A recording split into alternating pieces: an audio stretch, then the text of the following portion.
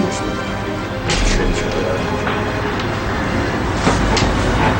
Անի, դու այստեղ ինչ ես անում։ Պարզ չի ինչ անում։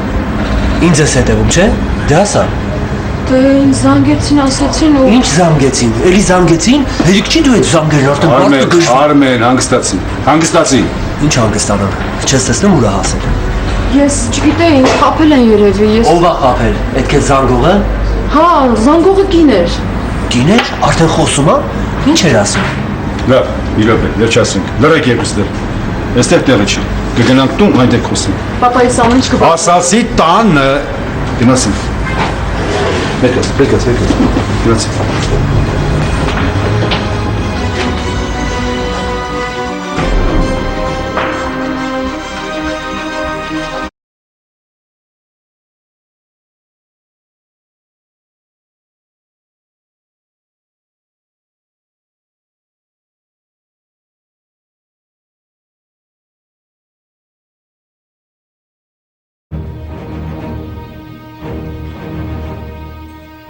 Անիի համար չափազանց տհաճ իրավիճակ էր ստեղծվել։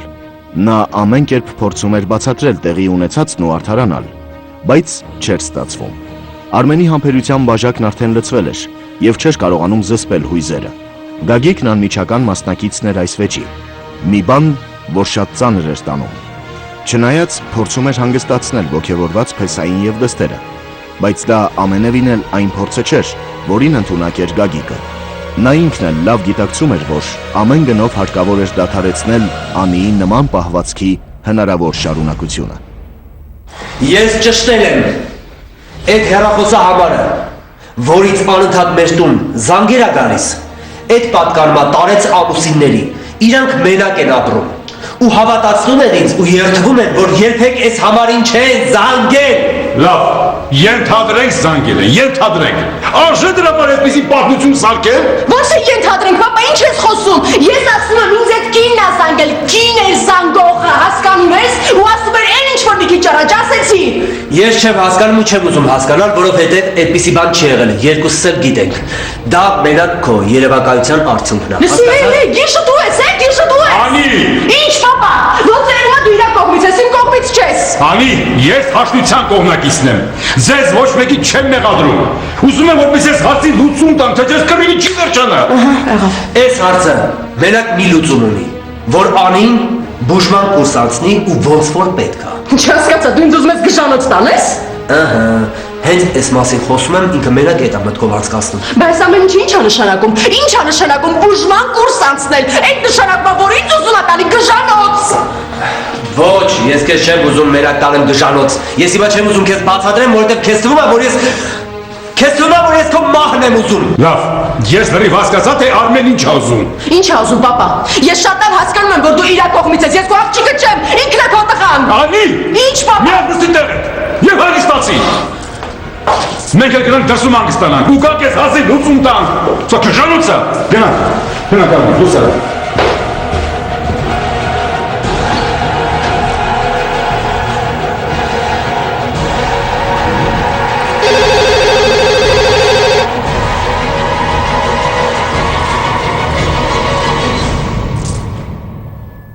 Ալո, Նորից բարև դավաճանված կին։ նորից դու ես։ Չէիր սպասում։ Ճիշտն ասած, քո ձայնը շատ հեռվից է լսվում ու ես մի քիչ դժվար եմ լսում։ Սպասի հեռուստացույցի ձայնը իջացնեմ, ես հիմա քո հետ կխոսամ, հա։ Պրոբլեմ չկա։ Սպասում եմ։ Հա։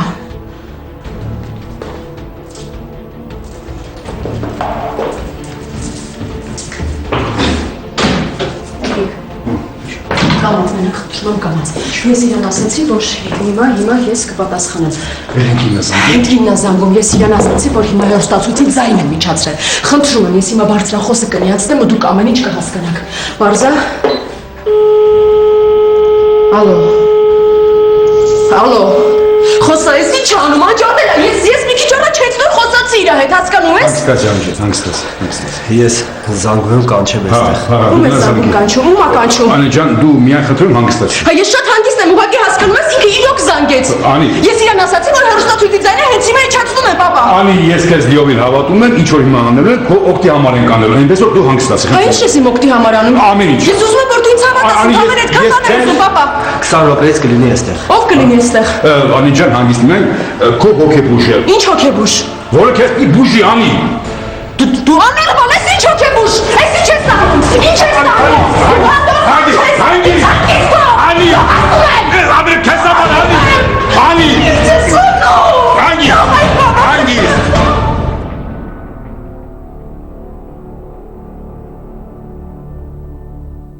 Հարուստի աղջիկ,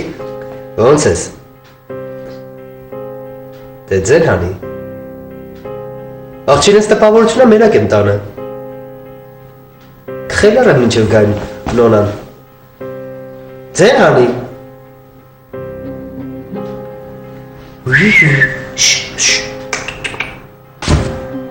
Ես ինչ օր եմ գարտի։ Ես մտածում էի դիմացկուն ես, ավելի երկար կդիմանաս։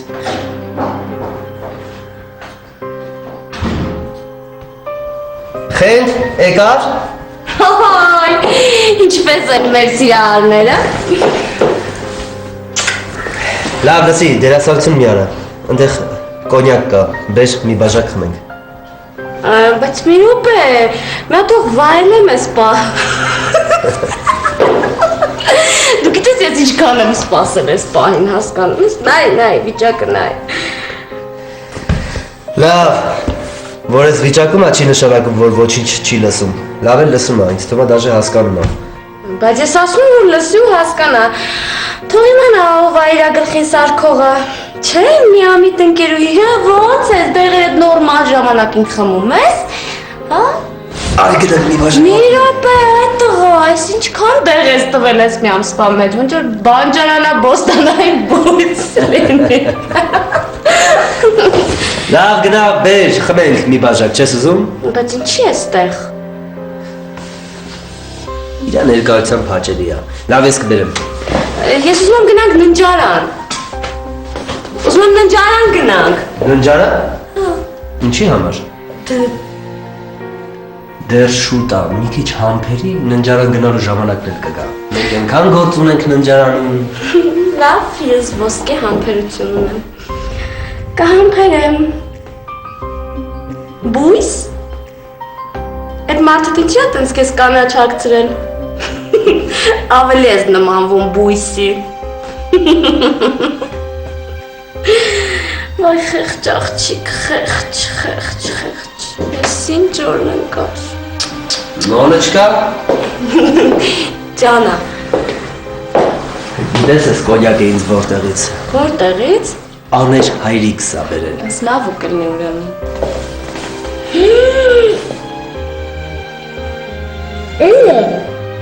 Կարող ա ուզում ես մեզ միանալ։ Չէ, ավելի լավ ա դու ես ամեն ինչը տեսնելուց հետո երևի ուզում ես մեզ սպանել, չէ։ Դե ան սպանի ինձ, դե սպանի, դե վերցրու սպանի։ Ինչ ես անում։ Ինչ ես անում։ Հանգիստ թող։ Ինչ սուր ա։ Չէ, ուզում եի ուղղակի մեր պլանները արդեն իրագործել։ Լավ, լսի, քո գնալու ժամանակն ա։ Դու ընկերուհուդ հաջողություն արա ու գնա։ Յա, չէ, ես ուզում եմ տեսնել այդ ամենը ոնց է կատարվելու այստեղ, ուզում եմ տեսնեմ թե ինքը քեզ ոնց է վնասելու։ Եթե ես հույսս դնեմ իրա վրա, չես հասկանում, որ ոչ մի բան էլ չի անելու։ Դու ես ուզում ինքդ քեզ վնասել։ Աբա ինչ պետք է անեմ, գնա։ Բայց գիտես, չէ։ Հա ինչ, կարող ա հույսը դրես, որ դարակը մինչև վերջ մտցնելու եմ փորս։ Գնա։ Չէ, այդ չեմ ասում, ուղղակի մտածի ինչքան վնասվածքը խորը լինի, այնքան լավ։ Հետը զզվցրեցիր դուրս գնա։ Ինչ լավ ճաշակ ունի աներ հայրիկդ։ Կարելի է ծանոթանալ ինչա լուծաները, չէ՞։ Լավ, բայց զգուշ կլինես, հա։ Դե լավ, խենթուկ, մռուտ, սիրուն բույս, կակտուսիկ, պակա, կեզ բարի ժամանց, սերիմ, կզանգես։ Աները չտետից կծանթասնես։ Պակա, պակա։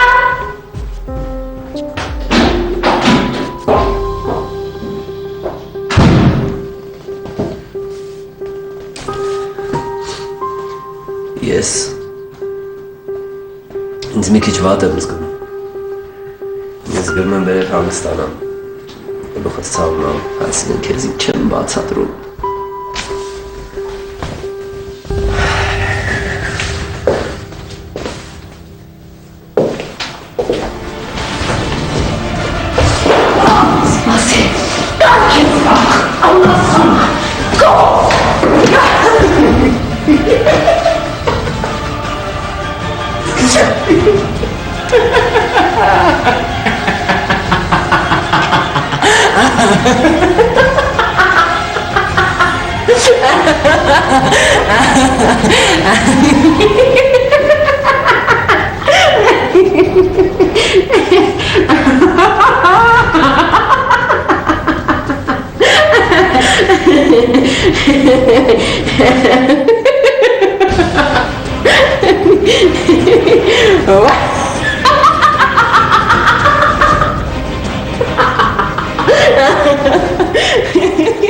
Արմենը մահացավ։